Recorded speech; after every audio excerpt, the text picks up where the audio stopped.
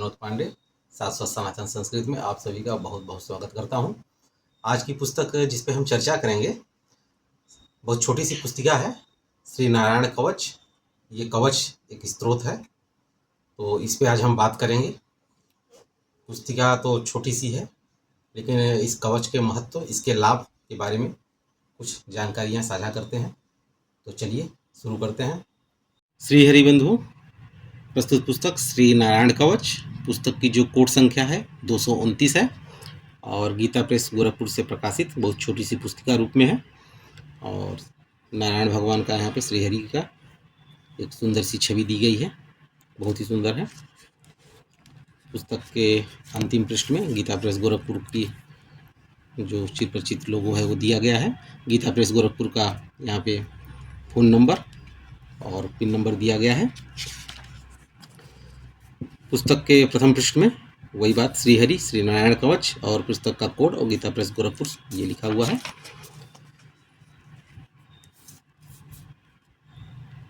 संवत 2079 का ये 56वां पुनर्मुद्रण है और अभी तक का जो कुल मुद्रण हुआ है वो 12,35,000 अभी तक छप चुका है। पुस्तक मात्र 5 रुपये में आती है और प्रकाशक एवं मुद्रक का यहाँ गीता प्रेस गोरखपुर का बता दिया गया है। इसके बाद यहाँ से पुस्तक शुरू हो जाती है। और पुस्तक में अगर पृष्ठों की बात कर ली जाए तो कुल 30 पृष्ठों की ये पुस्तक है।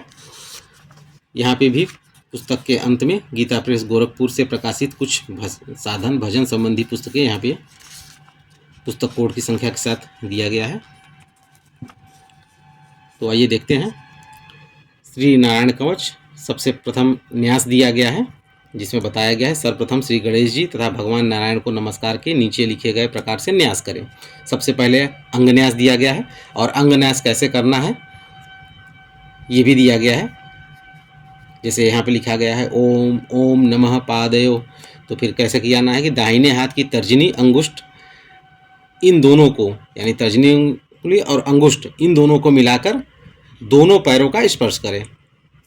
उसी प्रकार फिर आगे भी अंगन्यास का ये दिया गया है, तो इस तरह से अंगन्यास कर लेना चाहिए। इसके बाद आगे करन्यास दिया गया है। करन्यास में भी उसी प्रकार कोष्टक में जाके बता दिया गया हिंदी में कि कैसे कैसे करना है, तो इससे कि सरल हो जाए, जो लोग नहीं जानते हैं उनके लिए भी ये आसान हो जाए, वो कर सकें। तो इसी प्रकार फिर करन्यास दे दिया गया है। करन्यास के पश्चात फिर यहाँ पे षडक्षर न्यास है, तो श्री विष्णु षडक्षर न्यास भी दिया गया है और उसकी विधि कैसे करना है वो भी दे दिया गया है। फिर यहाँ पे न्यास समाप्त हो जाता है। न्यास कई प्रकार के होते हैं, यहाँ पे 3 ही प्रकार का, अंग न्यास, कर न्यास और षडक्षर न्यास, ये 3 प्रकार के न्यास यहाँ पे दिए गए हैं। जो मुख्य हैं, जो जरूरी हैं इस कवच को करने से पहले, उसको दिया गया है। ये श्री नारायण कवच जो कि श्री भागवतम के स्कंद 6 से लिया गया है, अध्याय 8। तो श्रीमद् भागवत के स्कंद 6 से यहाँ पे दिया भी गया है, श्रीमद् भागवत स्कंद 6 और अध्याय 8, जहाँ से ये लिया गया है। और अच्छी बात है कि जैसे सब में देते हैं मुख्य स्रोत, उसके बाद हिंदी अनुवाद इसमें भी दिया गया है। इसी प्रकार से पूरा कवच है।